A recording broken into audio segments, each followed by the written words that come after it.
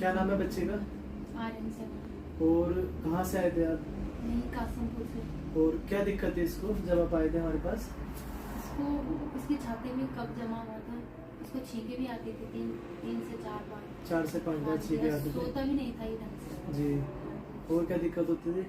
और इसको मतलब कि इसकी घर घर की आवाज आती थी। घर घर की आवाज आती थी। हाँ जी। और छाती में कब जमा हुआ था। हाँ जी।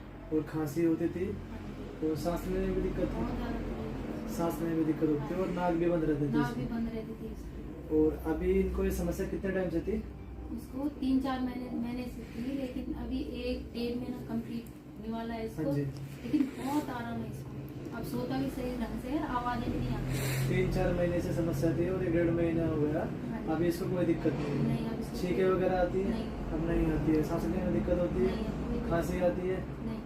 और नाक बंद रहती है? नाक बिल्कुल भी नहीं रहती। नाक बिल्कुल भी बंद नहीं रहती। अब ठीक है। हाँ जी। और मतलब पहले से अब पहले स्वस्थ से है?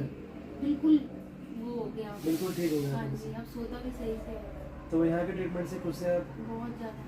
तो जो बच्चे ऐसी समस्या से परेशान है तो क्या वो आयुर्वेद ट्रीटमेंट ले सकते हैं? हाँ जी, उनके माँ बाप बिल्कुल खुले उससे। मैं तो बता रही हूँ, मैं तो बहुत परेशान हो गई थी। मैंने सोचा कि अब क्या करें हम, लेकिन जब हम यहाँ आए, यहाँ से हम बहुत ज्यादा वो। तो यहाँ के ट्रीटमेंट से आप खुश हैं? ठीक है। वो धन्यवाद।